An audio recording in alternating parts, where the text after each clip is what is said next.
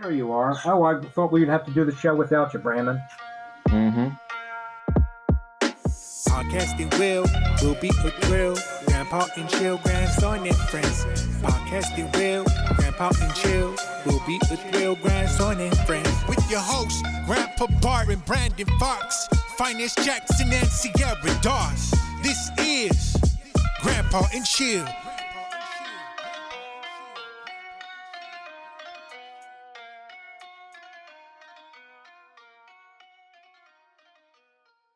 Petty is like, I think I'm petty because I'm being weak. Like, it's the weakest of the two options. Like, oh, I'll make this sassy comment, and then he can't do shit because I'm walking away. You know? Oh yeah, because you're like, hey, Yeah, I'll show you that. yeah. Because Yeah. I don't have the like strength, like the willpower or whatever it is to be like. Maybe you do. You just lost today. You just lost that time, and now you're just like, man, fuck you. In that moment. But Yeah. Pettywise. Yeah. I'm gonna name this episode Pettywise. Pettywise. Yeah. So Yeah. New clown. we, if you can believe it, I can't write and talk, so just wait a second. Pettywise, the podcast. If you can believe it, hold your jaws together. We're on time. So What the fuck? we're on schedule. So Brandon, if you want to do the intro, then we can ask Jessica how petty she is. Wow, All right, I'm cool. almost speechless. Give me a second. Hey everybody, you're listening to Grandpa and Chill. I'm Brandon Fox. This is On time. this is Mr. On Time, and then we also have with us today our amazing producer Sierra. and the person we're always chilling with. Title his name is in the title of the show. Just want him to say hey.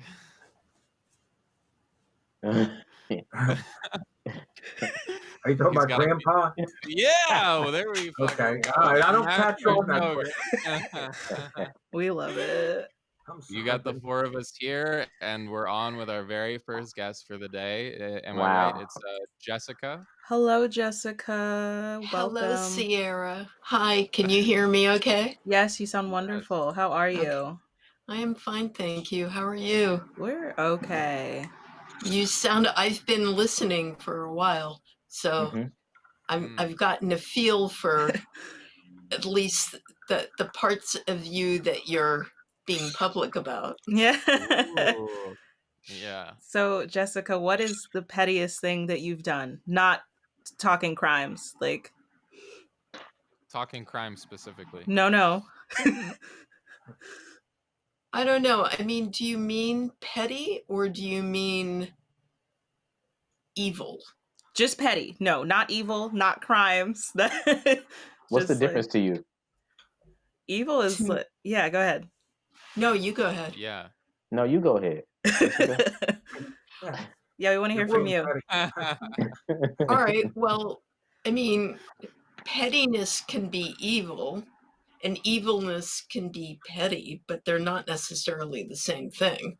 Mm-hmm. So that's all. Wow, I didn't know we were going this deep. Yeah, no, I like it. I like it. Yeah.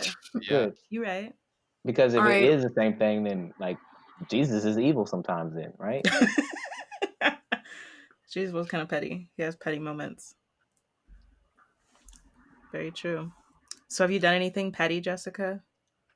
The thing that is standing out, I'm sure I've done lots of petty things in my long life, but the thing that stands out at this point in time is when I'm having a conversation with one of my daughters, and my daughters are all adults, and we're just having a good conversation, and I get this impulse to add something to the conversation that instinctively I know is going to make my daughter get up and walk away. Not that there's anything wrong with what I might be saying, but it's just like it doesn't need to be said. You know, it's just kind of like we were having this nice flow, Mom, so what did you even like? Why throw that in there? You know, again, there might not be anything wrong with what I said, but it's the fact that I knew instinctively that it wasn't going to add to the conversation. And to me, that's petty that I would go ahead and say it anyway. Because you do it with intent. Yeah, or I kind of like make a choice to do something because it's a bad habit. You know? Yeah, What yeah. what is there to gain out of it? It just feels good, or No, it doesn't. It doesn't feel good at all. Is it lack of control for yourself? I think it's probably some like self-sabotage. You know? Yeah. Like Yeah. I can't like just have a conversation with my daughter conclude in a way that's just like really great.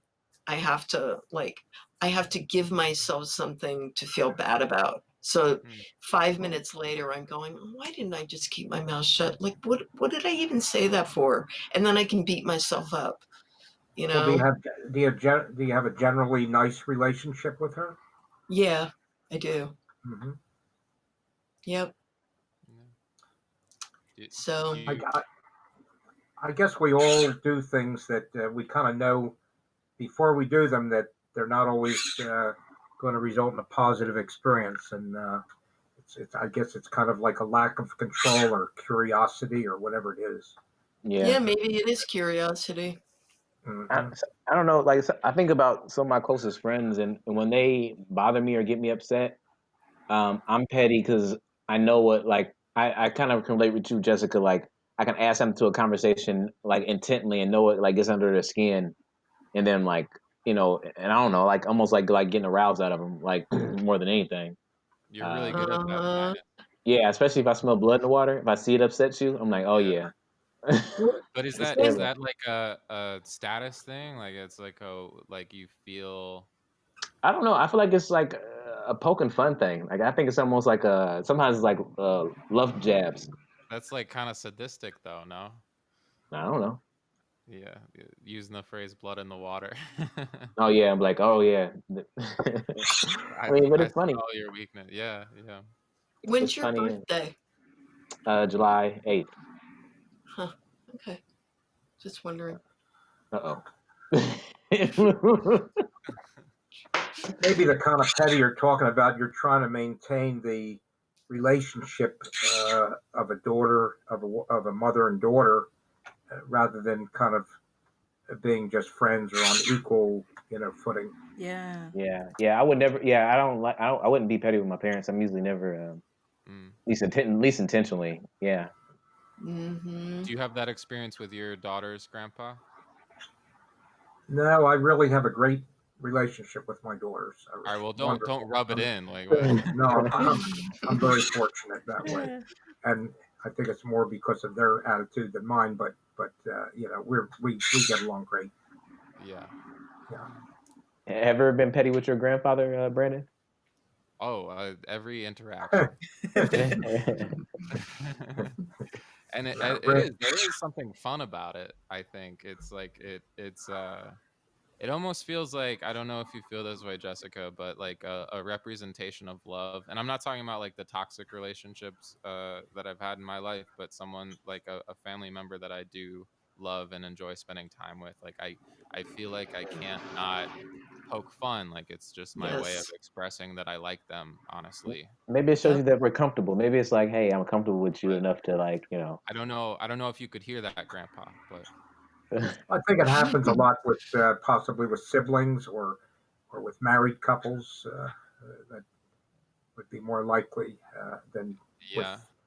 a neighbor or just someone that you meet that you don't have Yeah, a close relationship with. those are all such different relationships, but I think it Yeah. is like a through line. Yeah. Who do you guys poke fun at more? Your significant others or your siblings? Not my brother. My significant others, probably. Oh yeah. Oh, that sounds touchy. What's up with that? Are you asking me? Yeah. Why don't you poke fun with your brother? Why don't you give him a hard time? Because politically we're on two very different pages. I don't think he knows what page I'm on, but we're it didn't used to be a problem, but it's become a problem because he likes to make sweeping generalizations about the other side. And I really don't like sweeping generalizations about anybody, any group.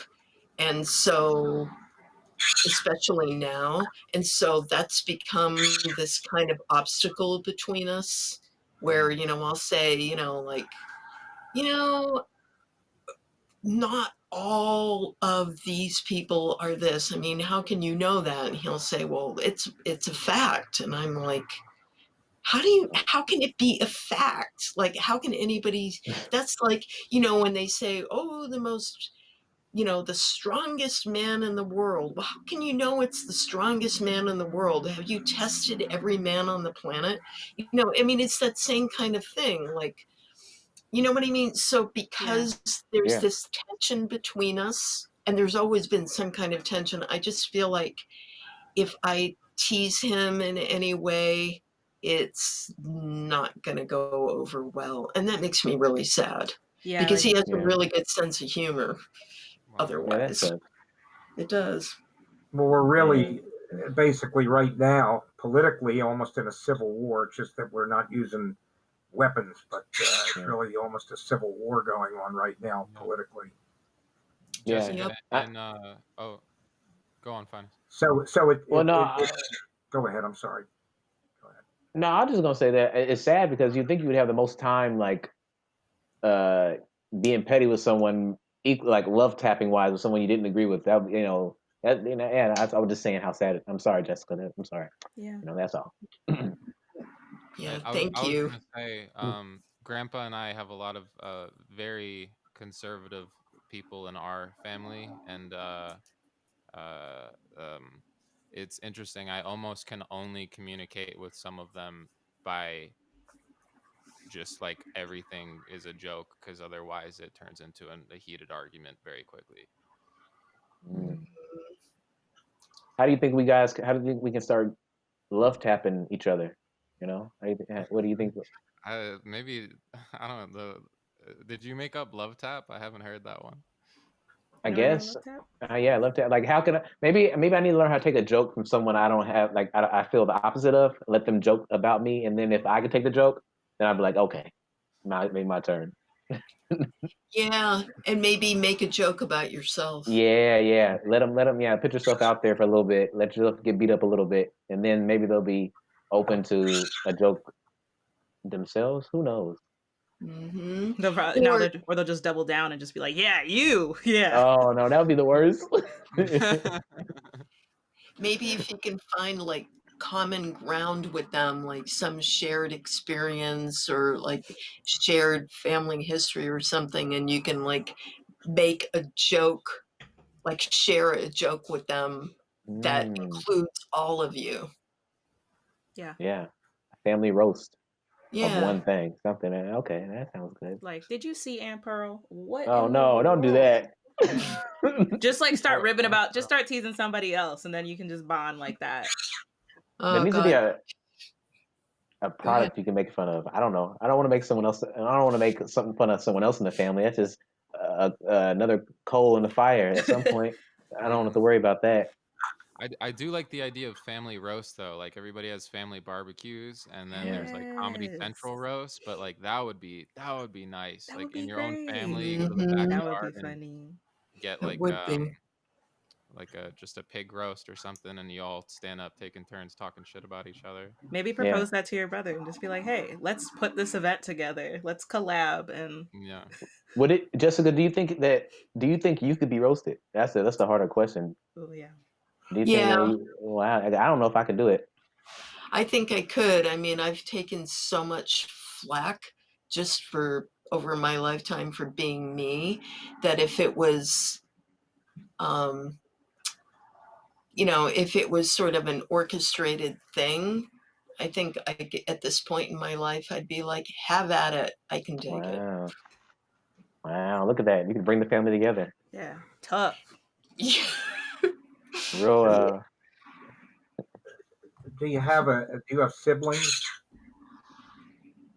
You said, yeah, your brother. brother. Yeah. Yeah, I have one brother.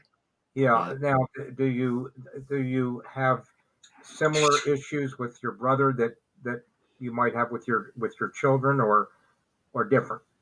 No, it's very different. Hmm.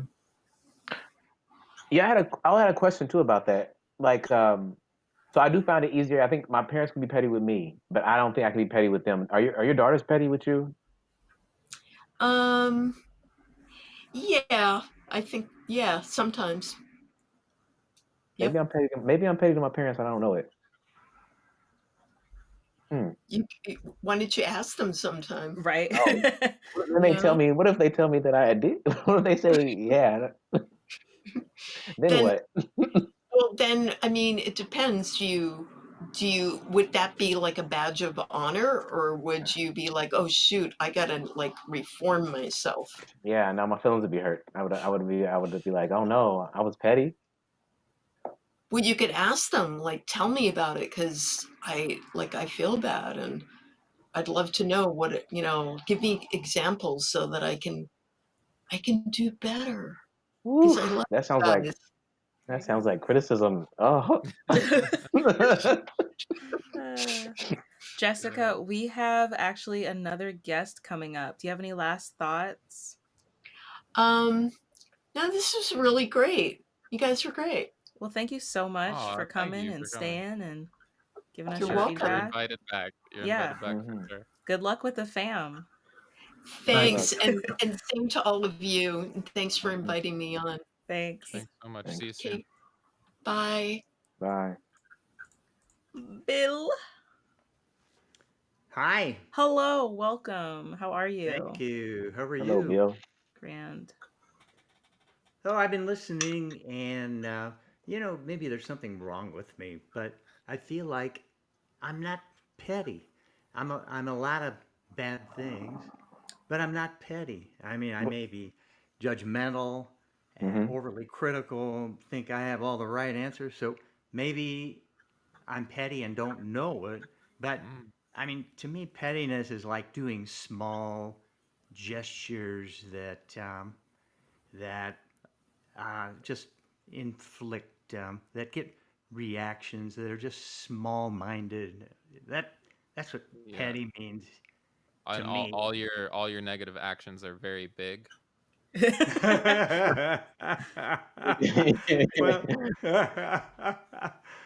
I bet you got me sized up as soon as I walk in. You go, you can address all the things. Yeah. You're never passive aggressive, but you're like, I'm gonna ruin this person's life. I'm gonna ruin their life. Go for the big one. But I mean, petty is in the eye of the beholder. Maybe it's a subjective thing, but honestly, I don't feel like I'm petty. I feel like, well, tell me from what I'm telling you. Does it sound like I misunderstand petty? No, it sounds like it seems like, oh, sorry. No, go ahead, Brandon. I was just curious, what do you think keeps you from being so? Like, if you are negative in other ways, what keeps you from the pettiness? So pettiness, I guess, I'm thinking about petty is when you maybe kind of stand on principle, that he didn't give me my 2 cents change and I'm going back, he was trying to cheat me, or I mean, what is that petty? Well, yeah, sometimes like there is petty, like there's that petty too. Or I mean, I'll say like I'll tell my wife that that guy should not have said that. That was petty. So, but I don't know. I just think is petty like unnecessary? Is that like what that means to you? Like when I think of someone being petty when they say something like that, it's like that was unnecessary to say. or maybe I'm just thinking immature. Maybe. I mean, let's see. For example, do we know any really smart people that are really smart people petty? Like, I don't know, professors or scientists. Do they say petty things, I or are think they they? can be. It's Yeah. I think just a they, I think personality they, I think thing. they're condescending sometimes. I think they like talk down to people in a certain sense. Yeah, yeah. So maybe I don't know. Maybe petty encompasses all the things that I do, and then I'm big time petty and don't know it. But I don't know. I like where you're going though with the petty, with like the penny pitching. With because I can be very very giving. Most of the time I am very giving, where it's like there's no tab. But as soon as someone starts being like you said, petty or watching what they give and don't give, is when I start getting a lot more petty and start watching my pennies as well. Um, so do you think that you've never run it? Have you run into situations, or is it kind of like you have an open tab? well, Uh, yeah. Are you? Did you all finish right. that? Yeah, I'm yeah. waiting for Like the like. second half of Oh, I'm that. sorry. Basically, will you buy me a drink? No. Do I no, do I owe you money? Would you be a person that would follow? How do you feel about someone paying you back and not paying, or do you watch that? Yeah. Do you keep a tab of that type of stuff? There it is. So if I got it somebody out. doesn't pay you back, though, that's a good example. And how So long are you going to see, bring it up? And then how petty will you get once you don't get your money? so here's the thing. I'm thinking that pettiness, the way we're describing it here, is standing on principle. And to tell you the Oh, truth, maybe that's not so bad. Maybe yeah. It's probably I mean not. that sounds good to me. Okay, so let's go there. So do you expect someone to pay you back? And if they don't, how do you feel about it? So if yes, that's a very good example. So that's honor, and I think people should be honorable. And I would stew about it if somebody didn't pay me back. I may not confront them. I don't know. Depends. Oh. But so yeah, I don't know. Maybe I'm bringing up something, but I would stew about it. But is that pettiness or is that I think it depends on what standing you on print? do. Like Sorry.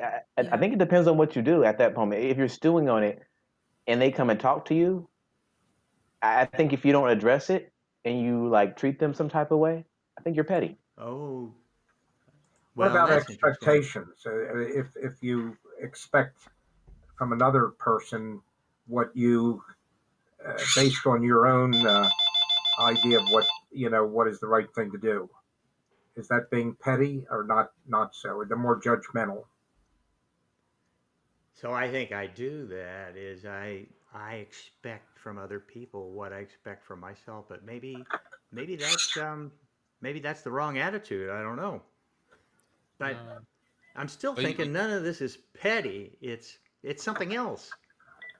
yeah. I mean, I like where you're going with the principles, and I think they're closer than we think. What do you want to say, Brandon? I'm so sorry.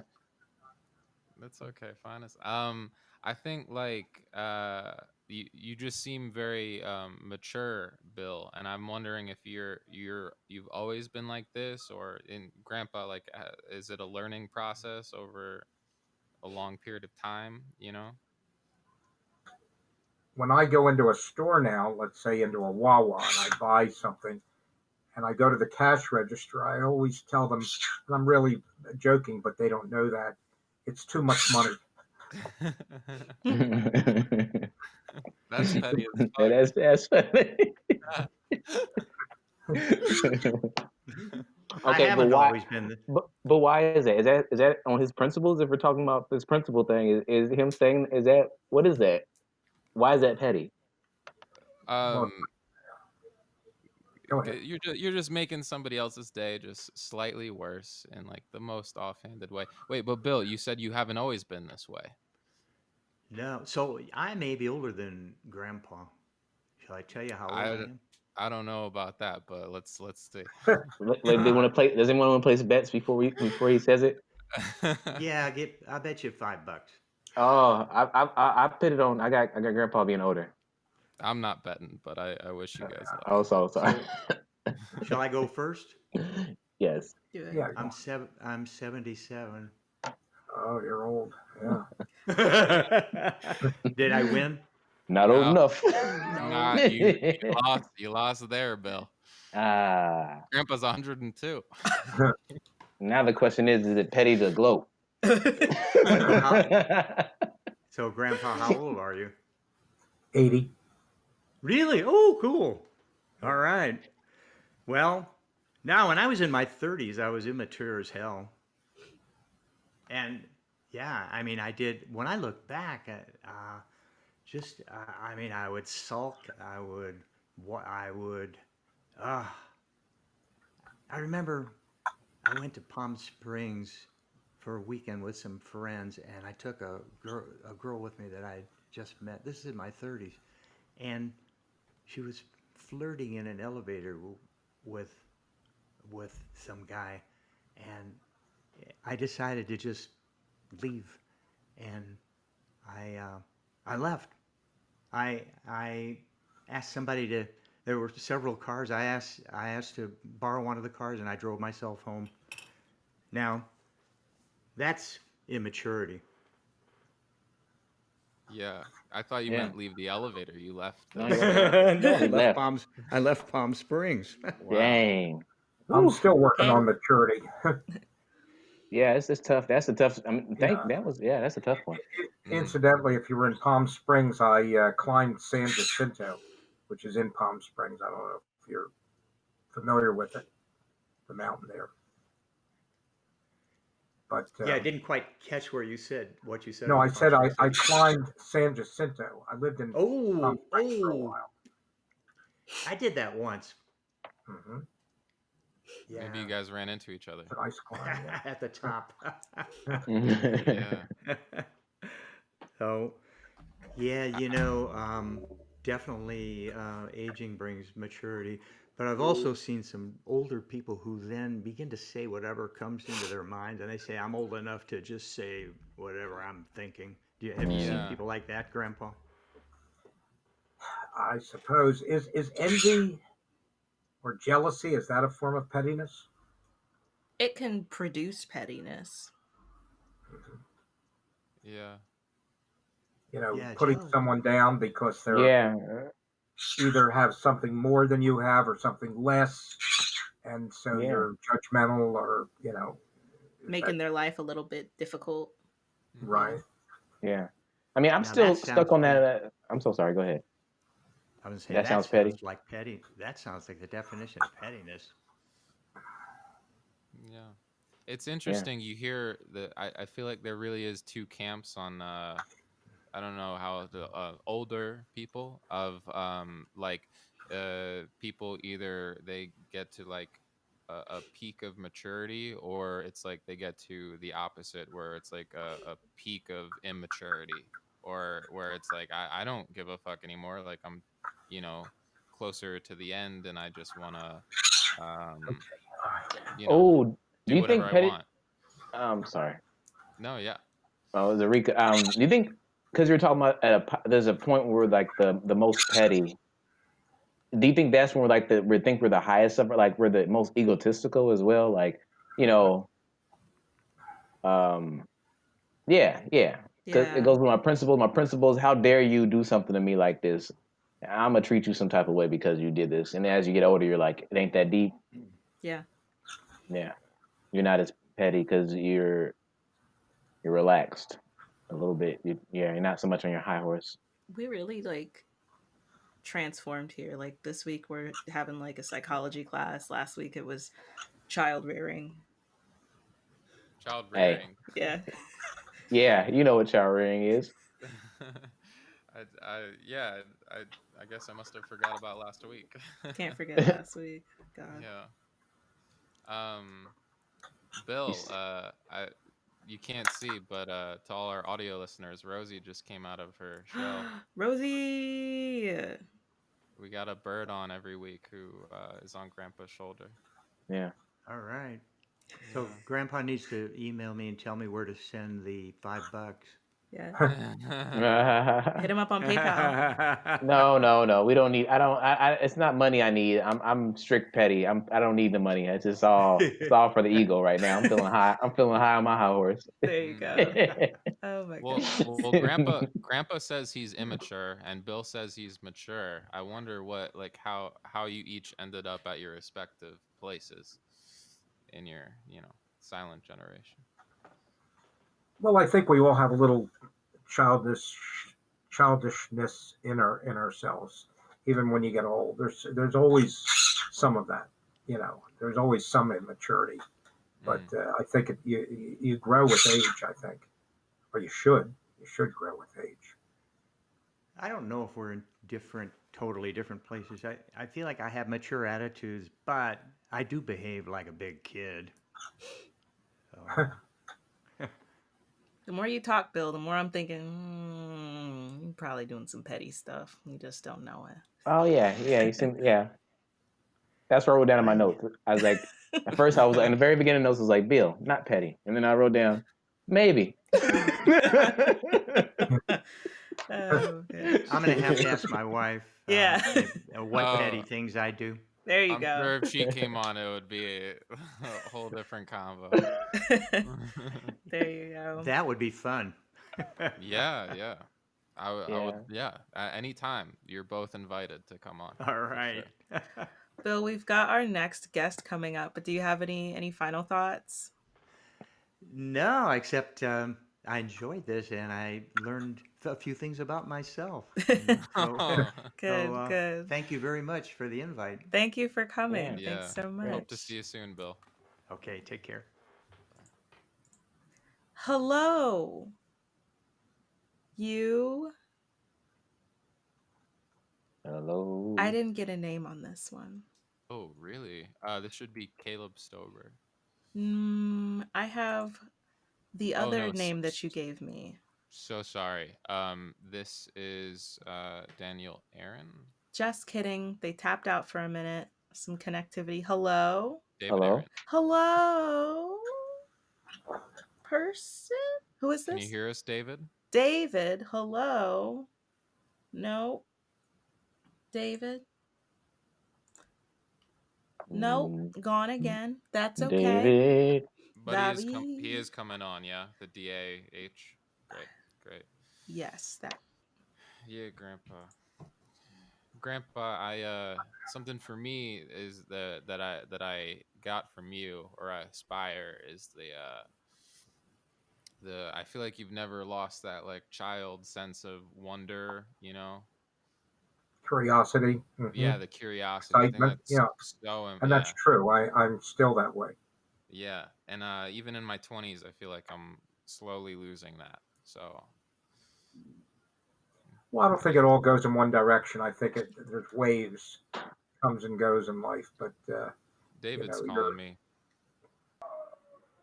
I don't know what else to do to make this work. Well, we can hear you on your phone. It's not as good audio, but we can have a little bit of a discussion with you if that is not a problem for you. Okay, I'm fine on speakerphone on the phone. Well, okay. Great. How are you doing other than the technical difficulties? I'm all right. Just waiting for my ballot to be mailed in by ballot. Same. I haven't gotten mine yet either, but it's okay. Same here. Yeah, we're all in the same boat here. Waiting. Don't know where it went. So everyone's. So what? I'm here. Okay. So yeah, how petty are you feeling right now? I don't know why other guest is up on a gray bar above Brandon's name. Other guest with an exclamation mark. You've blocked your audio device. Really? No, I haven't. I guess I have, but I don't know how to undo it. Says it's connected. I don't have a clue. See, what does that do? Well, we get weird little glitches all the time with the clean feed, but what can you do? Right. Let's go with the flow. We've just been here trying to figure out what it means to really be petty. Have you been petty in your life, David? Naturally. Probably more so in my youth. Yeah. What's the pettiest thing you've done? Sure.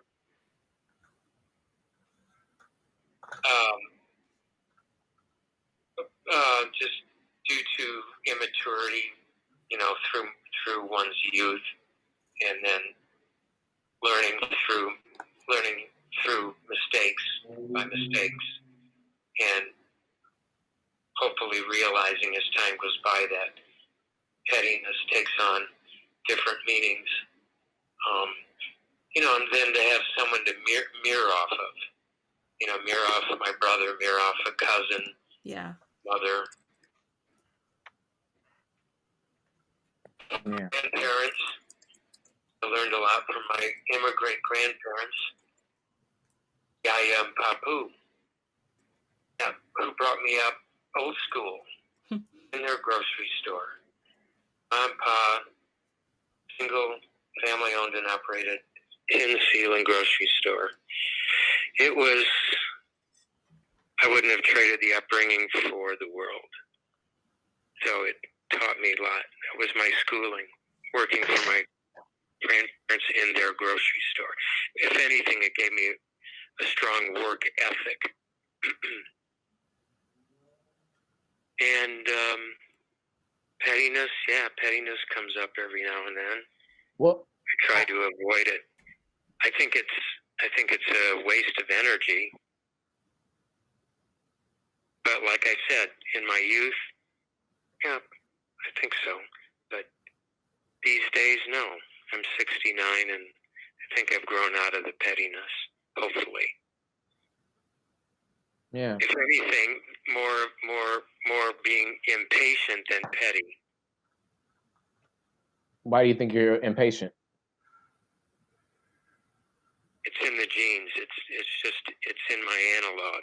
It's in my makeup. I agree with that. Patience is not one of my virtues. I think a part of that was a learned behavior from my mother, being impatient. You think you said it got worse with age too? You feel? What's that? Do you think the impatience has gotten worse with age as well? Yes. It's more personified, I believe. Yeah, I have an issue. Then, excuse me, I'm sorry. Go ahead. I must say that being on COVID lockdown and the loss of gigs has also created more impatience. Mm-hmm. Yeah. I bet. I'm just assuming, but that's the behavior. Yeah. What were you gonna say, Grandpa? Well, I was just going to say that I have the same issue. I'm an impatient person sometimes, and it's just patience is not one of my virtues. And right. I realize it's not a cliche. It's real. Right. So okay, I got a question about this then for both of y'all. So I kind of was with Bill. I like what he was saying with like the whole pettiness and our principles. So as you're getting older, you feel like you have less time. If someone's impeding on your time, do y'all get petty? Yes. Utterly. But yeah, I feel like I think that there's a lot of other adjectives that could synonymous to petty. Right. And it just depends on how one perceives the word petty. Now, when you look up in the dictionary, you look up Google petty. It's being small-minded, being over something incidental. Don't sweat the small stuff. I see. So it depends on how we choose to perceive an adjective. Yeah, I mean, I'm sorry. Trivial, very trivial, but it's it's our choice, and you know what else too? It's an inflection. So emails and texting, I'm a strong believer can change a demeanor in someone because the other person or persons are not hearing the inflection, are not hearing the tone of voice like we are right now. So texting is and emailing, well, you can achieve that kind of by when you're typing, when you're writing something in bold and the expletives like exclamation marks and underlining, that can get the message across. But there's nothing like the old-fashioned tone of voice and its delivery. David, you know how they say like people that speak more than one language sometimes have different personalities when they're speaking one language as opposed to the other? Sure. I feel like that also applies to people on social media, people when they text, people when they send emails, like all of that stuff. Like some people I know are very, very, very strongly one way in person, and then on Facebook they're like completely different. And it's really crazy. I couldn't agree. Yeah. I couldn't agree more, and I'm weaned myself off of Facebook, and Mark Zuckerberg can just, kiss our ass. You get these billionaires these billionaires just come to a point in their life where, why the fuck should I care? I have all this money. I don't care how many times I'm sitting in front of Congress being scrutinized and chastised. It's just like the piece of crap that stole the Oval Office. They're bullies, and money can do that. So that could be. They might say, "Oh, that's petty to think that way." Well, my perception can be different from someone else's perception, referencing those behaviors. But often folks don't recognize their own behavior, and they deny the behavior, just as they deny other individuals' feelings and ideas. But sharing can delete pettiness by sharing. And speaking of language barriers, I know this firsthand from a cousin of mine who came over here from Greece, and she learned everything on her own without any schooling, the American way, and including the English language. And when I was in Greece, the language would come back to me, but the inflections are different.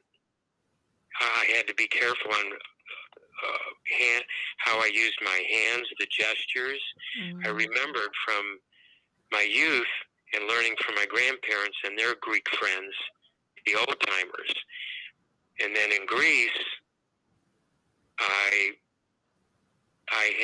it gave me another boot camp lesson. So yeah, different languages can bring up extraordinary. Yeah, and you're talking about the hand gestures where you feel like you're waving at someone, but in Greece they think you're saying "fuck you," Oh, exactly. Well, the hand gesture, waving, my Thea, that's aunt in Greek, would say, "No, don't use your hand like that because it could mean hastiliado, which means go to hell." Wow, literally. Wow. Yeah. So interesting, and and then think about all the other languages, countless languages, and I see that here in Chicago with the multilingual neighborhoods and individuals that I work with in catering, like the Lithuanian ladies. It's interesting. inflection in the voice. And don't our personalities change a little? And you sometimes find yourself trying to be apologetic when you really didn't need to be. But it's interesting. It's all very interesting. Don't we change our personalities a little bit depending on who we're talking to and who we're interacting with? Yes, of course. Yep. Yep. So you may appear to be one person with one person that you're interacting with, and another type of person with another person that you're interacting with. Right. Now, all of us, we're going to be more on the same page because we're speaking English, and that's our schooling, that's what we're accustomed to. It would be interesting. You know, I also experienced it in a support group. Alzheimer's support group, because I was going for a while because of my mother's diagnosis, and I saw it in the support group with a couple people that weren't good with English, and the monitors, the individuals that called themselves the monitors in the support group, had a little bit difficult time, I think, and that was because of their young age. So I was able to help out with that just from my experience through the years, which worked out well. It created a win-win. It made everybody feel more comfortable.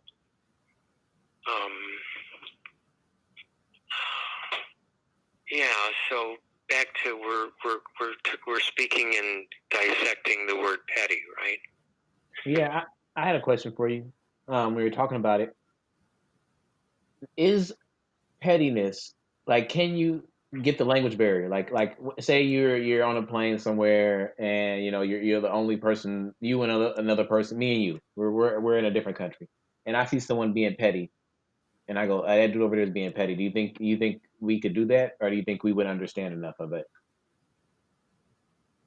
Because, like, with the definition of being small-minded, like, I like what you said with definition. So it's like, as long as I know someone's being I don't know. I think I'm sorry. Let me go ahead. I don't know what I was thinking. Do you think it can be crossed over with language? Do you think pettiness can be crossed?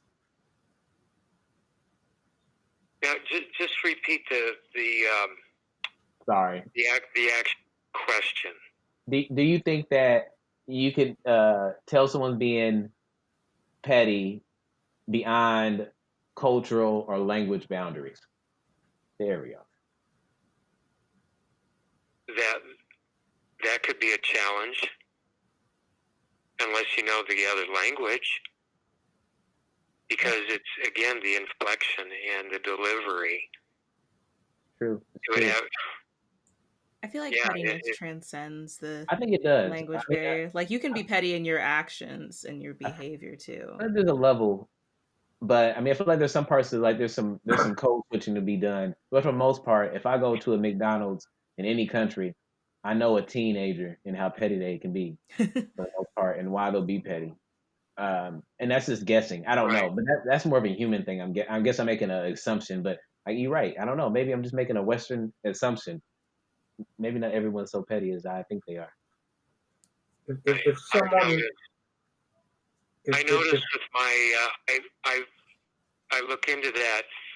I'm observant with my nieces and nephews, with observing their behavior, and I'll deliberately chime in with a behavior of them, with the behavior that I'm witnessing, and if I'll preface it by saying, now, I'm not reprimanding you, I'm not challenging you, I'm not correcting you, I'm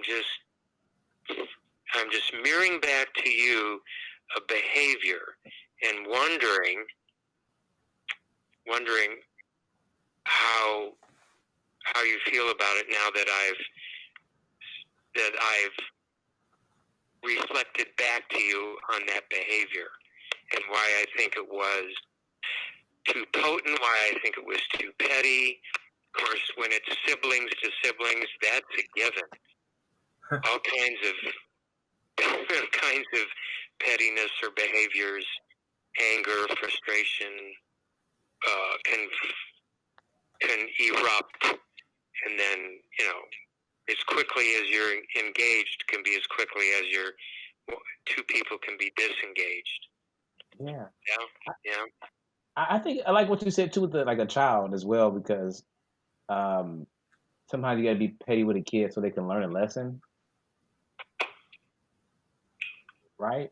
Like Right. I could tell a kid something, but it'd be way better just to let them learn it on their own by me being petty. Yeah. Exactly. Which a lot of that behavior I witnessed and observed takes me back to when I was their age. I go, oh yeah, of course. It's some of it's growing pains, and it's an education. It embodies us with learning until our last breath. We learn from our parents from the time we're born through observation until they're gone. We're still learning. I was still learning by being with my mom with her Alzheimer's until she was gone. It's like learning through osmosis. Not that I had a paper and pencil out writing out, but we're learning from others' behaviors. Yeah. We can. I mean, it's a schooling. It is a schooling, folks. Listen to your grandparents. Let them talk. What do you have to say, Grandpa? Yeah, speaking of. Well, I'm in agreement with this gentleman. Yeah, I think you're learning your whole life. You're always learning. Is if you're in a line, let's say, waiting to go through to a cash register or something, and someone gets ahead of you in the line, and you're upset over that, is that petty or not so?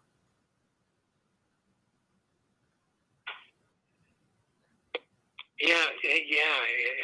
And support groups any type of support group, even if it's one-on-one, with whoever, a person with the title, a doctorate title, or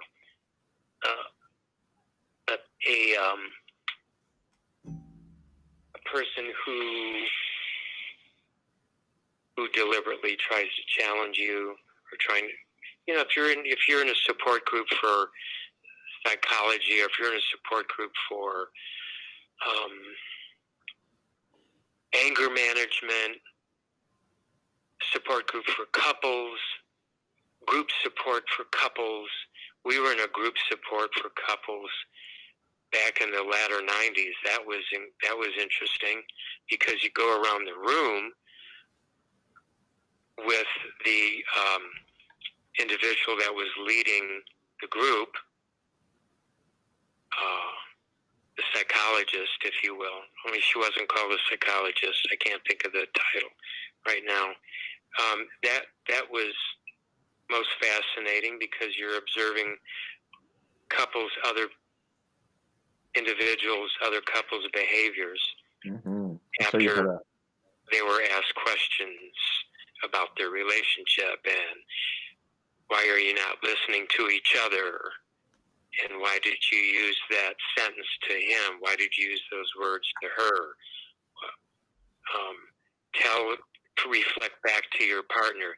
Tell your partner why they're right to have their feelings, and put your own feelings on the seat next to you, and look them in the eyes and reflect back.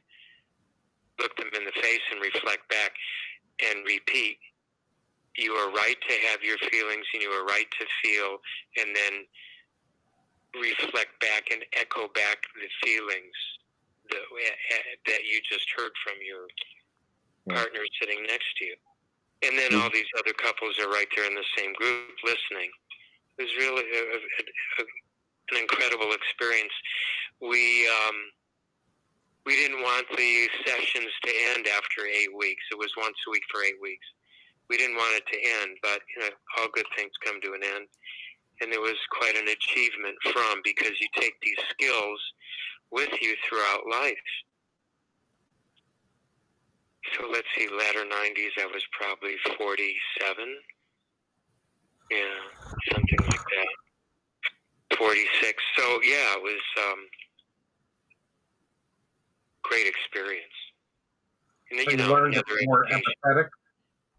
You learned to have more empathy for people, other people's feelings. Yeah, that should be, if your ego doesn't get in the way, or if your pettiness, forget about petty. If your ego doesn't get in the way, empathy. Empathy is very important, is imperative.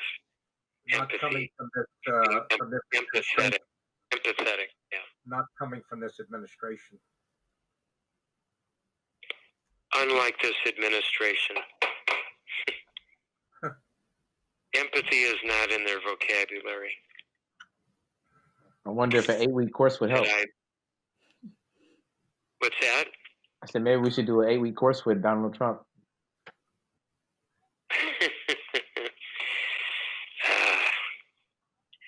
Maybe. Well, all right. So, are we good right now? I want to sit for.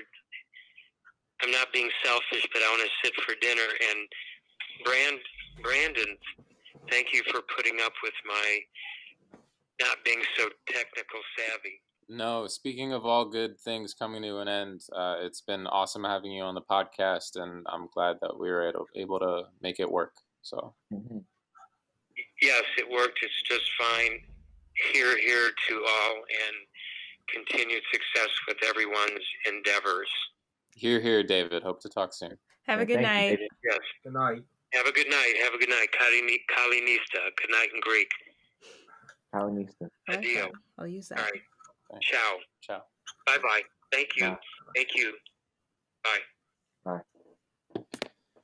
Do you think a team that we could charge for psychoanalysis?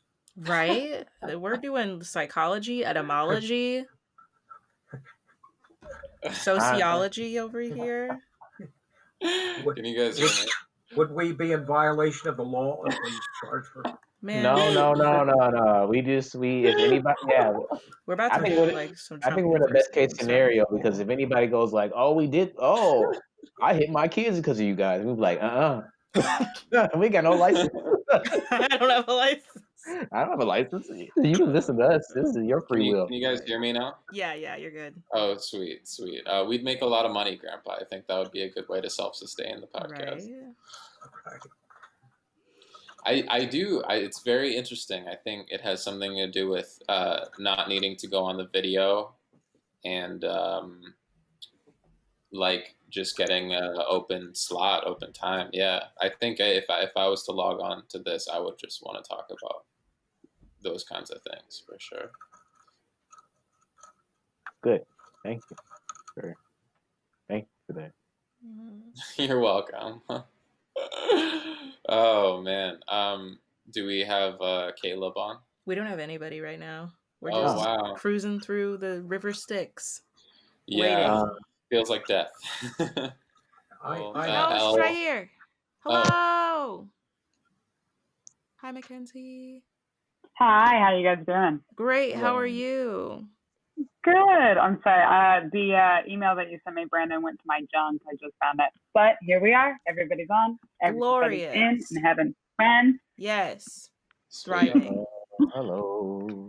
Hello. So, what's the topic for today? Let me tell you, we are talking about pettiness, where it comes from, the deep psychological trauma it causes. Yeah. What's your pettiest moment?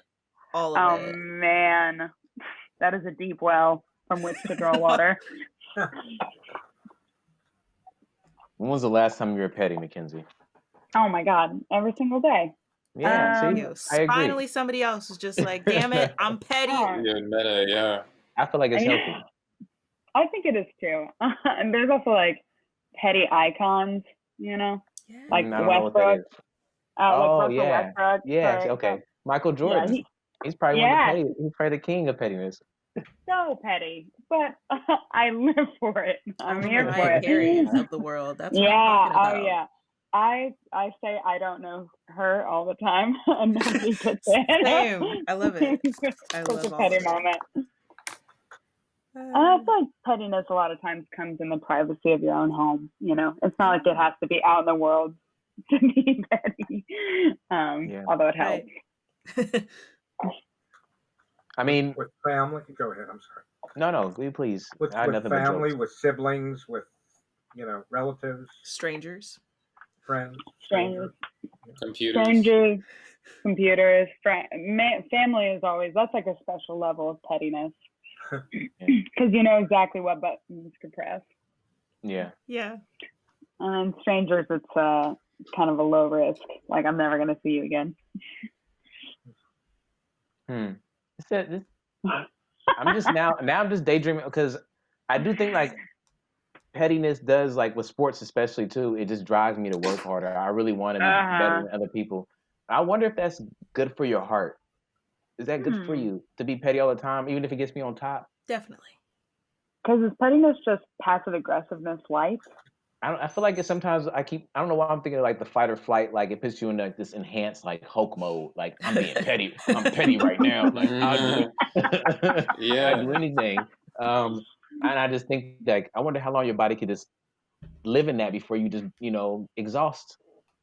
It is crazy that pettiness. I feel like you feel really strong, and maybe it's like, and it's probably like a very weak emotion, or like it is a weak action, like a petty action. That's like the definition. But like doing it, like being in that zone, you're like, fuck yeah, this fucking person's not gonna do this fucking, like yeah. Wow. It's like the lowest level of aggression. Yeah. Now a man picks up car out of pettiness. Aggression fuels you, right? Like violence feels good, and it's like a very, very minor violence towards another person. Let's go into that. Oh, goodness. Who wants to dive in first, or should I? What minor violence feels good?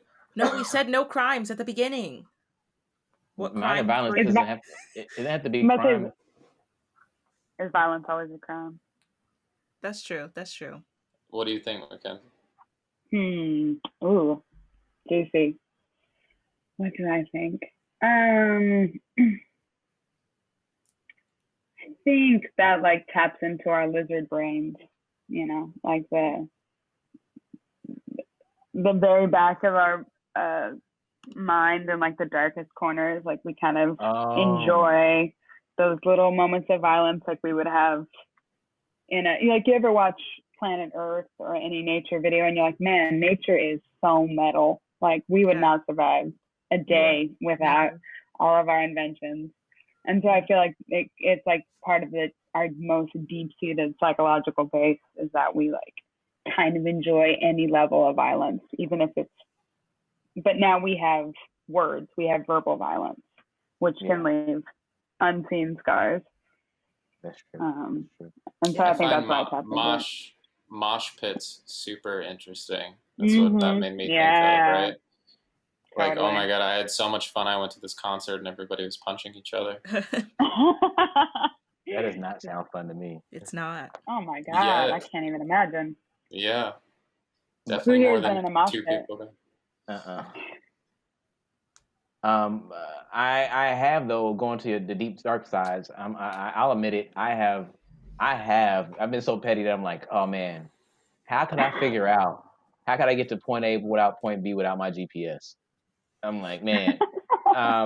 And I do understand what you're saying. Like, I mean, I don't act on it, but I do feel like that petty of like, how dare you? I want to Like, yeah, Mm-hmm. they'll never act on it, but that's what blogs are for, on Twitter. Mm-hmm. There's also kind of, I feel like, that subtle pleasure that you get from, like, if someone doesn't really realize that you're being petty towards them, like leaving the big question mark is also a power play. Like, is that directed at me? Yeah. I feel like MJ and Westbrook are the king of that. Like, is that as catty as I think it is? Yeah, like, at me. Don't be scared. Yeah, at me. Yeah. You know that song, like, don't you think the song is about you? Don't you? Don't you? Yeah. You're so vain. That song scares me about how I'm like, what if it is about? Oh no! And then like tap into how vain I am. I'm like, this is an awful song just to have. Like whoever wrote that did a good job. Has anyone seen Mad Men? Does anybody watch Mad Men? No, I haven't. It is a great show, and it's like it has so many psychological elements. It's really hard to watch in a lot of ways because of the time period and because everyone's a terrible person.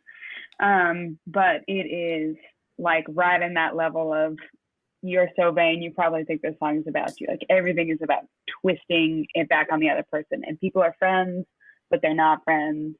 Yeah. It's constant pettiness. Frenemies everywhere. They used to call it upsmanship. Oh, yeah. Yeah. Upsmanship. Mm-hmm. That's a good word. Yeah. There's somebody on the internet that's like, I do more push-ups than you. Whenever someone posts online, they do push-ups, they go, I did that plus, one more, and that's that person being petty. Mm-hmm. Yeah. Okay.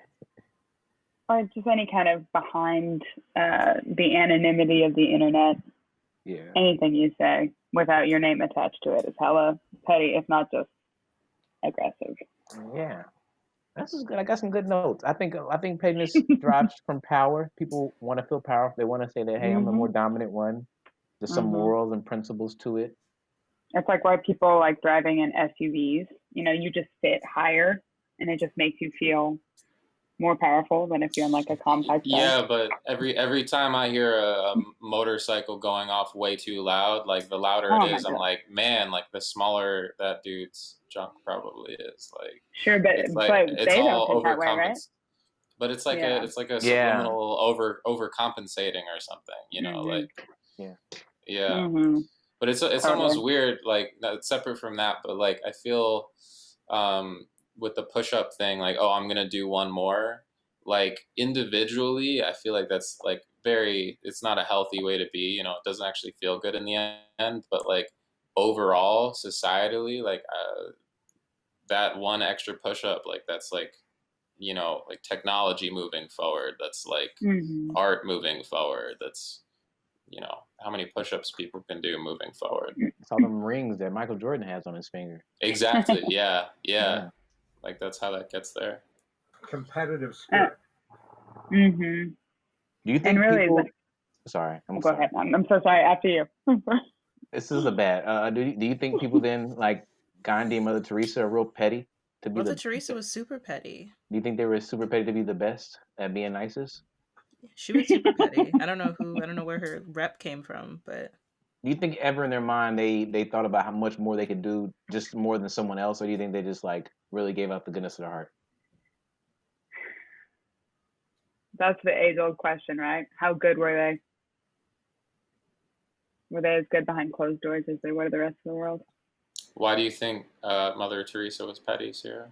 Yeah, I didn't know that. She was like mean. Like she didn't believe in pain medicine, and she was like convinced that suffering was like would bring you closer to God. So she like wouldn't let sick people and like sick kids get like pain meds or anything. She was mean, bro. Dang. What? Yeah, she's mean. I'll say it. She's mean.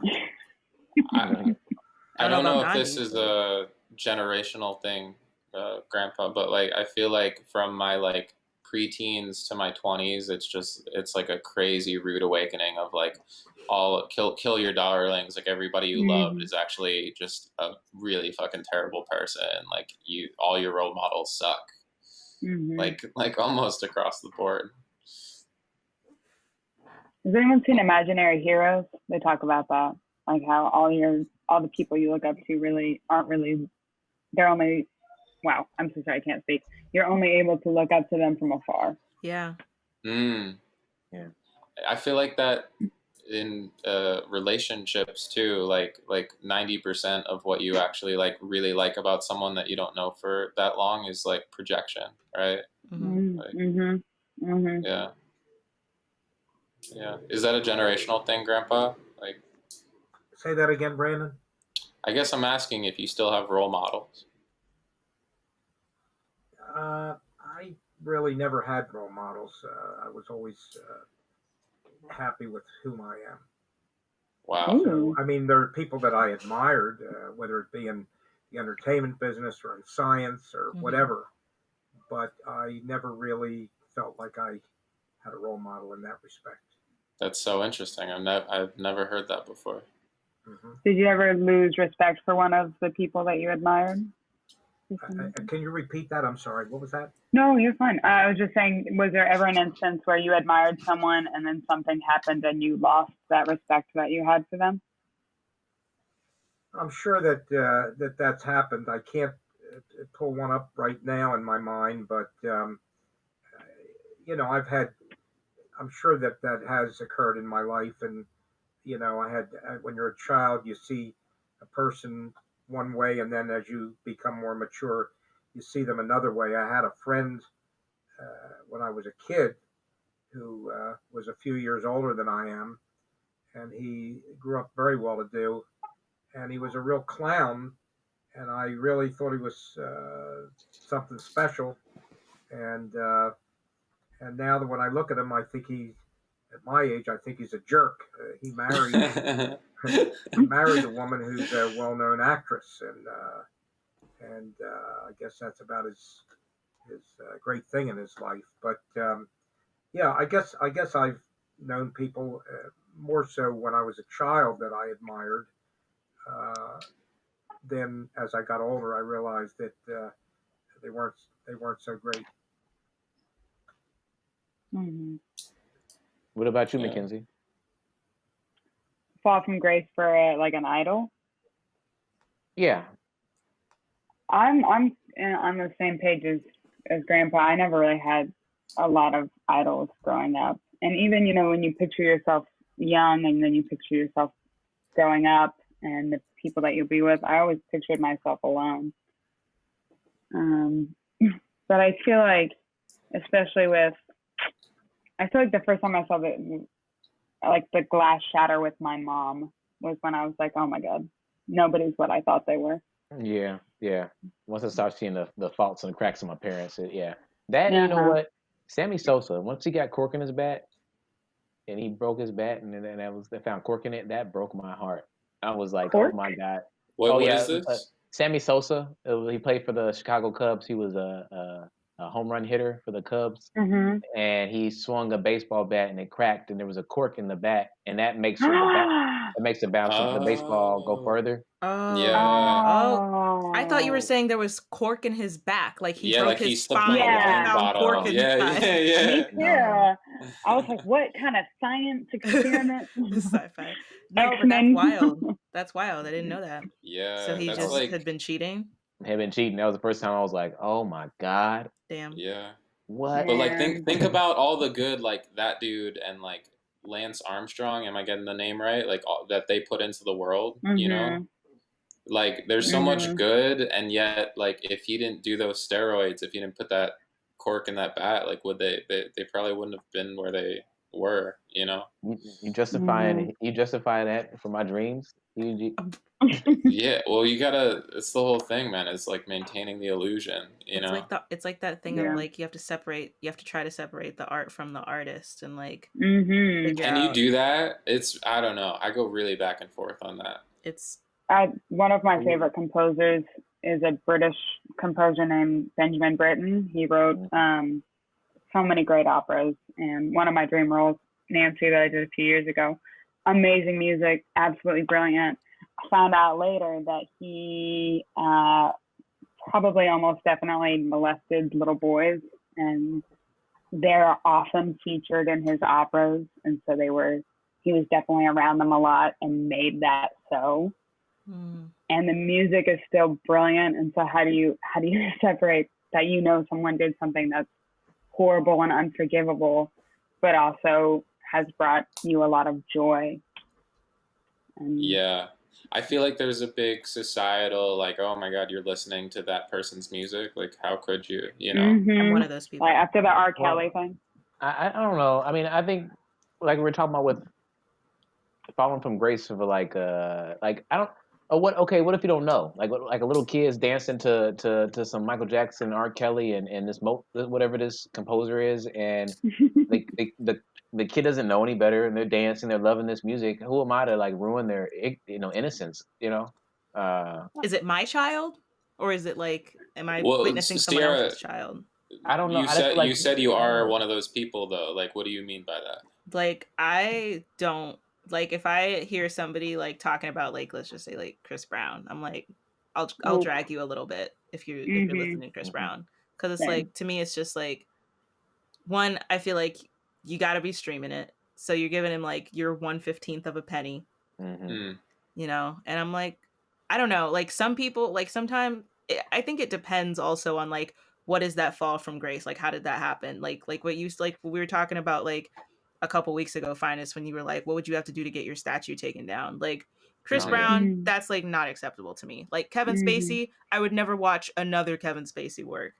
And it's like, it depends. It kind of depends on what the thing is. Like with musicians, it's interesting because it's so much of a solo effort. But I think of like I love let's say like The Usual Suspects, which is like, I mean, 600 people worked on that movie, and like there's like so many actors, so it's like where is that line of like, oh, I'm not gonna support this thing that like all these people did because this like scumbag is a part of it, Right. Well, I also feel like there's something about supporting someone when they're alive and they've misbehaved. I completely agree with that. Yeah. When they die, but I also feel like Kobe, there, he was accused of rape and admitted it, and then it was like after he died, everybody forgot.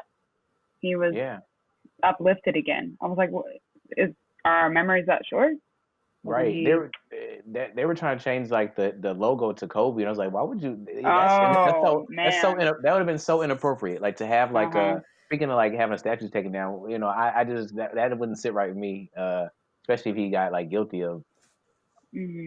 Yeah, so it's crazy. Chris Brown, he's definitely getting your money, but like Michael Jackson isn't. Yeah, like he's not. Like his kids might be, maybe. Like his kids might be, but like Chris Brown is like I was talking to somebody about this earlier this year, I think, and they were trying to like tell me something about it, and I was like, this man literally didn't he just have like his house surrounded by like helicopters like last year or something?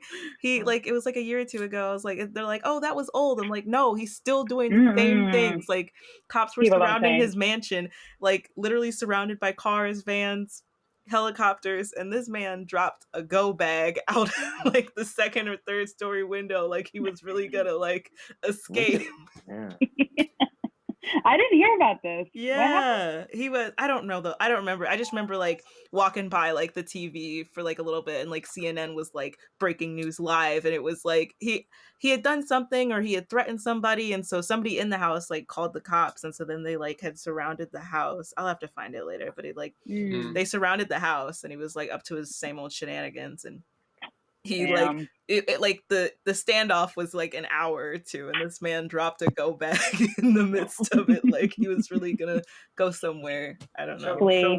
So what did the lyrics mean? The Beatles in one of their songs said that everyone has something to hide except me and my monkey. It's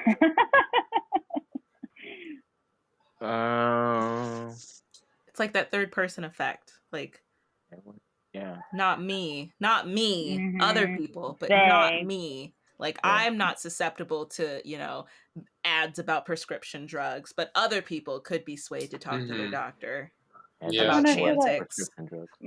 And it's also like how deep is the darkness that you're dealing with? Like, is it that you cheated on your spouse, or is it that you participated in a kiddie porn ring? I think we all have skeletons to hide, but some of them are grimmer than others. Yeah, that's true. That's true. But you can still enjoy the song after the fact, no matter the like listening to that artist's music, for example. I guess it would depend. Like, Tiger Woods got accused of like cheating on his wife. Okay, that sucks. I'm probably not gonna like hate him forever. The guy from Subway, what was his name? Jerry. Yeah. Jared, everything that he got caught in, like, yeah, that guy. He can go. The prison is not a hard enough sentence for that guy. Yeah, for sure. I don't even know if death would be. What, Grandpa? I've watched with time, as you know, when you go through the years, how society really changes the mind of people. Some things become less offensive to the population, and some things become more so. Not that they weren't offensive to begin with, but society takes them in a more strict attitude, and what is it? One cluck clucks, and all the clucks cluck.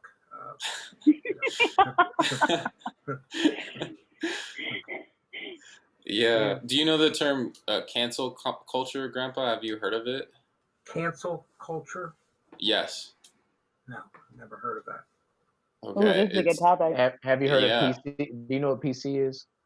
PC? Yeah, it's Being internet. I mean, a computer. Are being politically correct. Political correctness. Correct. That I do. Yeah, during like when Donald Trump was first trying to be president, he was saying that stuff, right? It's basically the same thing. Yeah. It's like the people, I guess, like getting shunned by society for their bad acts, and like finally getting, what is it, like accountability for what they've done. Which, yeah. But the accountability is also. Oh, I'm so sorry. Go ahead. Oh, no. It's just so interesting. I haven't actually ever talked about this with someone from like an older generation. So, yeah. But, I also feel like cancel culture like picks and chooses. Like, we canceled the guy from Goya, but nobody's canceling Amazon.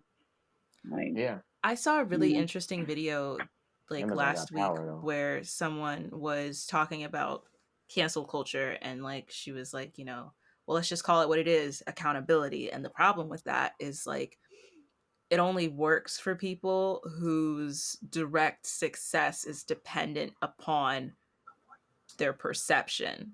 So like if you're like a really popular YouTuber with like millions of subscribers and all of your like horrible behavior comes to light, Shane Dawson. that's cancel culture, right? Like that could be cancel culture, because like your fans are your direct like revenue and your support. Like YouTubers don't really have like really strong like or brands and like properties or like companies that they have like these really tight bonds with, that they can be like, well, I'll always be the spokesperson for whatever. You don't really do that. Like, it's directly having to do with your fans. But when you get to people like Jeff Bezos or the president or people who actually have more, I guess, like traditional or grounded success, or just, ass loads of money like Jeff Bezos, who's going to hold you accountable? Who's going to hold Jeff Bezos accountable? The exploitation is the business. I mean, to a degree, like, you can be mad at him all you want, but like people are still gonna need things shipped to them. Like people still need like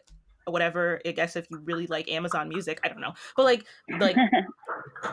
there comes to a point where it's like it's almost like too big to fail. Like who's gonna hold that person accountable?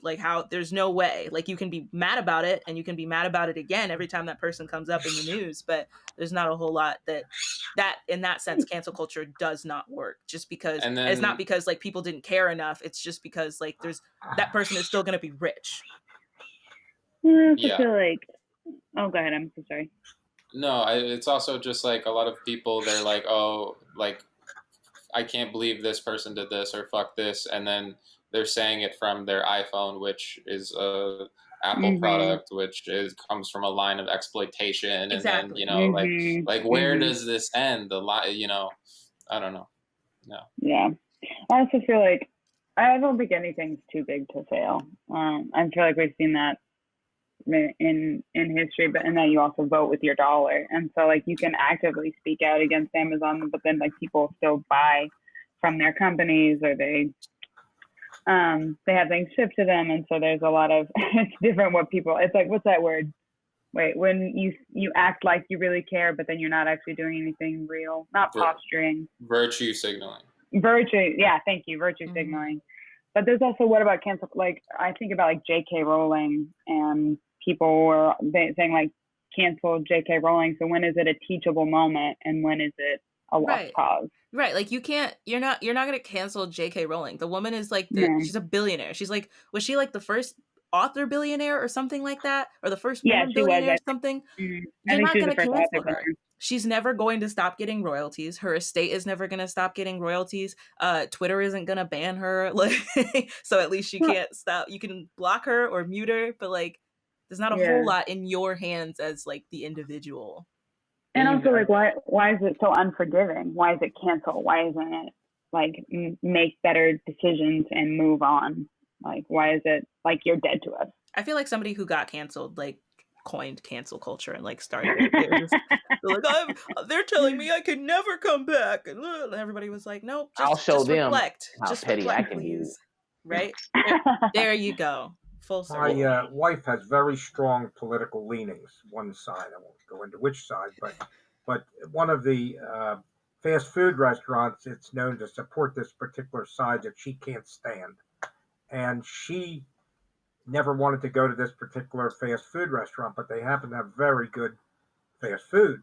And little by little, we've been going there all the time now. Yeah. I had that problem too. And it was like, we also had one at my college. Like, you know, like we had like little tiny restaurants in the like eating place, whatever.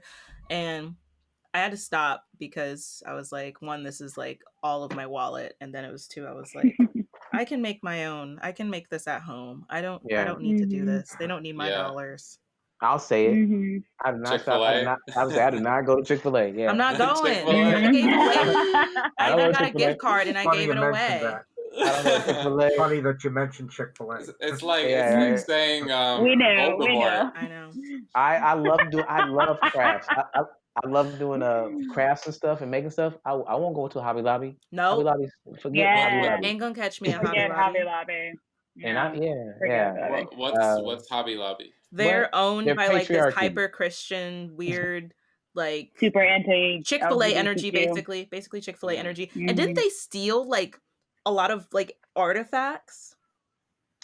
Oh my god, that would not surprise me. Let's Google. Let's do deep web research. Hobby Lobby artifacts. I don't know. I'm not going to be that upset with Hobby Lobby. I'd be more upset with museums because they be robbing. Yeah, they had like illegal antiques.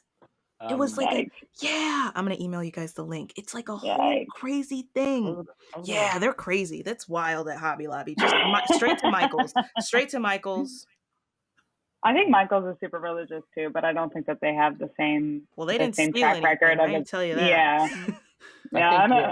Yeah. I gotta look up Michael's. Where am I supposed to get my? I was gonna say though, I agree with you with Mackenzie about like where do we go to a point where it's someone's opinion or whether she should be canceled for? Like if it's J.K. Rowling, if that's how she feels, I don't care. You know, I mean, you know, and if I care that much, then I won't buy her book. But I don't think that she shouldn't be able to ever write a book again because of her opinion of something. Yeah. You know, I am on that boat where I don't think that.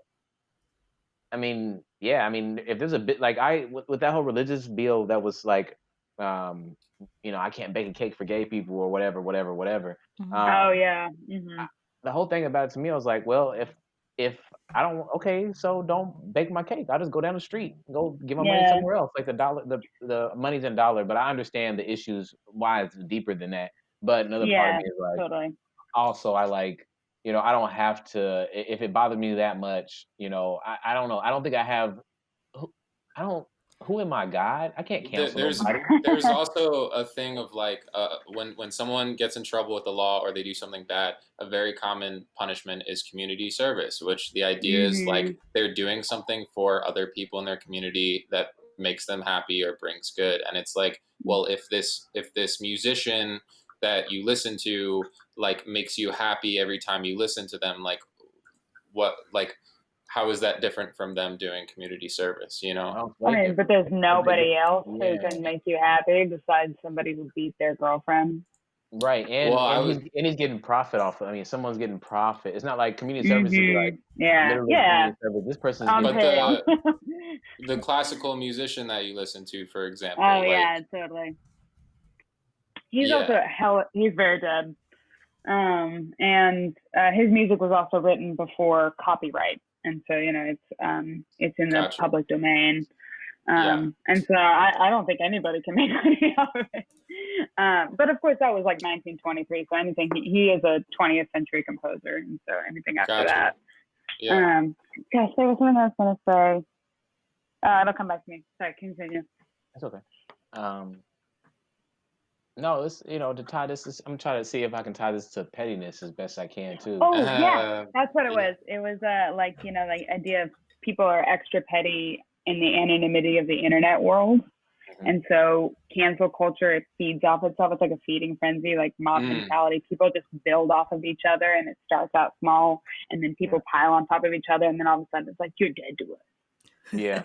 I mean, it really, humans love being socialized, and for us to get like isolated from our group and to be rejected, it's quite it's quite a toll on somebody. And I feel bad, like, again, not for the so much the R. Kellys and Michael Jacksons, but I feel bad for like the people that are like unknown comedians or unknown writers or people that are like in that middle area. And then like the cancel culture is kind of like, it's already kind of a gray area in general, but I'm sure it, I have a little bit of empathy for them. And then like Anna, do you ever read Anna Karenina? Who? Anna Karenina, the Tolstoy novel. I'm gonna write it down. But it's a great book. I mean, she's thick, but it's a beautiful book. But he wrote Anna Karenina. He wrote War and Peace. Russian romantic writer, 19th century. Yeah. Good old Leo. But so in it, his heroine. Wait, say his name slower. Say something. Say it so I can. It's Karen Ina. Anna Karen Ina. Anna Karenina. Leo Tolstoy is the author. Tolstoy. But in it, his heroine. Okay.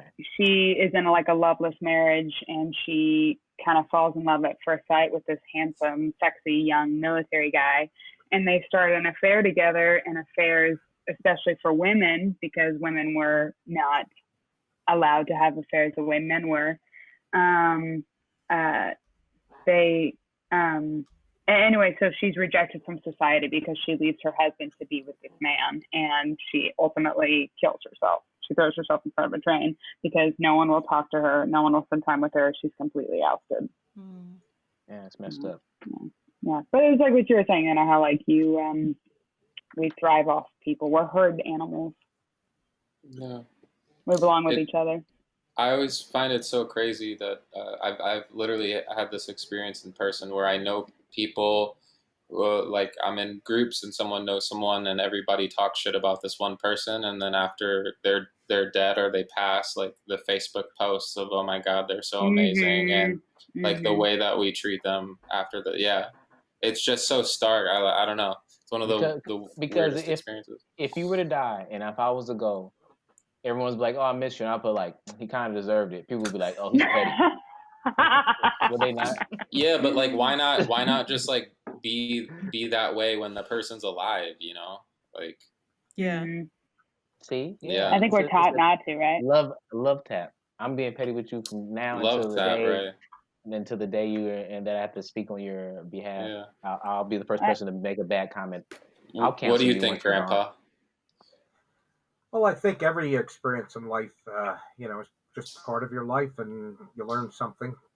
You probably learn something from everything, whether it seems negative or positive in your life. I think my philosophy is, Brandon, that we're all basically puppets of the mind.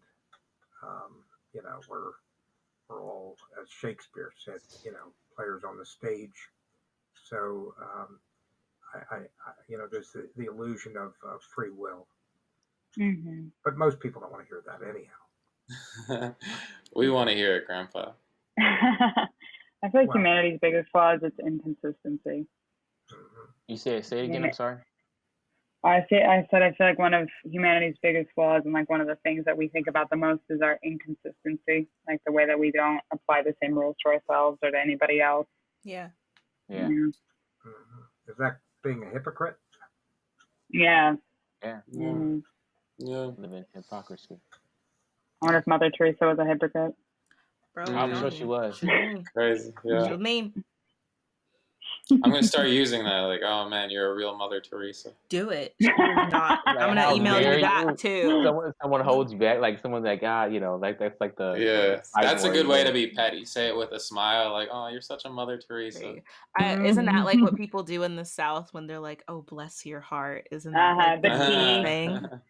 Yeah, that's what we say. But my mom owns a business, and they had some traveling salesman come in, and he goes, I know in the South, anytime someone says bless your heart, you're not making the sale. And I'm like, 5 seconds later, my godmother came in and was like, oh, bless your heart. Oh, bless your heart. I feel like that's like you got like a chance, like you're like a Ice Cube in hell type of thing. Like, oh, bless your heart. Like you have no, like that's what when I hear that, I'm like, yeah, oh, bless your heart. Like I can't believe you came out here and thought you were gonna do anything. I don't know. Smiling through poison for sure. Yeah. Well, this is, hey, this is good. Yeah, I learned. Yeah, we should roast each other and be able to take a joke, and that would help us. This has been very introspective. Yeah. I didn't know. It's all good. Well, yeah, I guess you probably already talked about this, and I probably missed it, but like roasts are always such an interesting. Do you think you can get roasted? Phenomenon. I don't think I could not handle being roasted. I would not.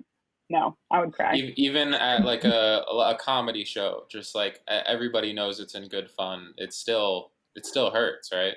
Yeah. It still hurts. And it also depends on what they say. Like if you're really coming for your audience, I don't think you're that great of a comedian. Yeah.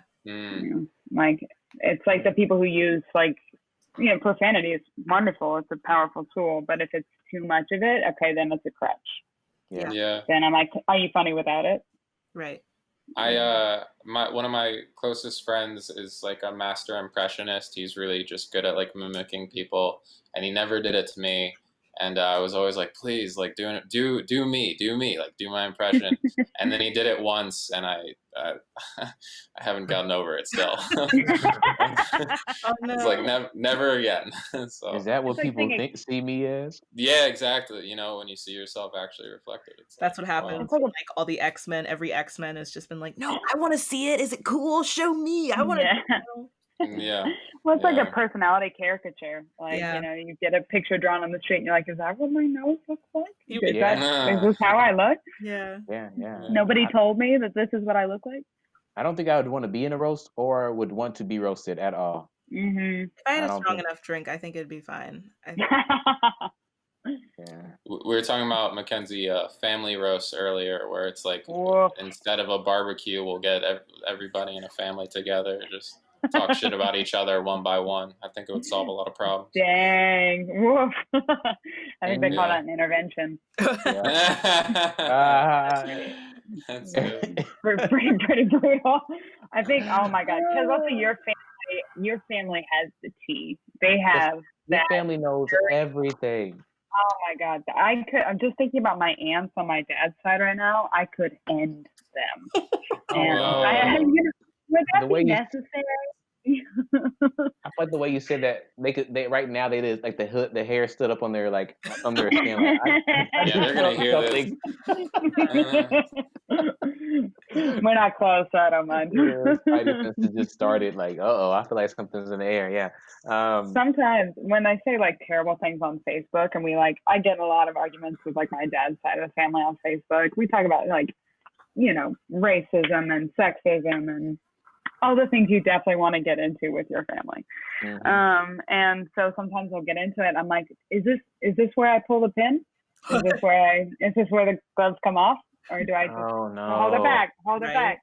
I don't. Yeah, I don't. Yeah, that I don't like it. I don't like it. That's scary stuff. Did you tell me, Sierra?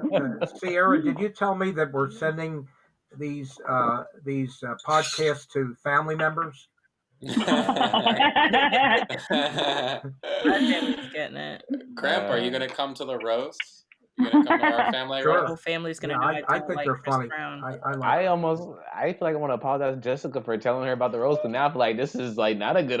Like, oh my god, that's dangerous. No, it'd She be left great. so sad. She was It'd be like okay. every like family reunion movie where like you guys just can't keep it to yourselves, and then but then at the end you all like you all come together again after to stitch the wounds back up and eat some mac and cheese, you know? Yeah, but she got a grenade over there. She better pull the pin for. You think you can stitch it back up after she done let that grenade You're go? in like 7 pieces. Clearly you haven't seen Medea's family reunion because they Oh. stitched it all the way up. They cauterized the wound. Oh wow, I It don't would know. be like relationship severing. Yeah. To pull that down. Like you know, everybody's gonna die anyway. I'm just gonna like, might as well just cut the cord now. Yeah. That's funny. Yeah. Well, we got our 2 episode titles. It's gonna be Family Roast and what was it? Pettywise. Pettywise. Yeah. And, Pettywise. Oh, that's we got good. it. That's our show. That's scary. Yeah. Cool. We're a bit over, but it was so awesome having you on, Mackenzie. Yeah, thank you so much for coming. Yeah, thank you so much for having me again. It's so nice to talk with you guys. Nice talking to you. Yeah, me too. Any last words? Oh, be excellent to each other. Oh. Boy, we're really getting intelligent people on this show, on these podcasts. Right? That's when Villains has excellent adventure. I got a moral of the story is to be careful what I tell Mackenzie because she is ready. Just don't cross me and I won't have to cancel. Oh, you know what? I ain't. I won't. Oh man. Cool. All right. On that note, yeah. I want to thank Mackenzie and all our guests for coming on. I want to thank you, Finest. Our amazing producer, Sierra. Thank you so much. And Grandpa, I love you. Love you. And I think you're doing a wonderful, wonderful job. And, you know, it's interesting. I'm really getting to know you more just from this podcast, from these podcasts. Yeah. These aren't going anywhere. This is all just to hang out. So on that note, good night, everybody. Good night, everybody. Delightful. Podcasting with Grandpa Bart and Rosie, always on his shoulder. This is Grandpa and Chill. Grandpa and Chill is brought to you by your hosts, Brandon Fox, Bart Frank, and Finest Jackson. Our producer is Sierra Doss. You can find episodes old and new on Spotify, Apple Podcasts, Google Podcasts, and more. Subscribe to our YouTube channel to watch the show, and follow us on Twitter for behind-the-scenes moments you can't get anywhere else.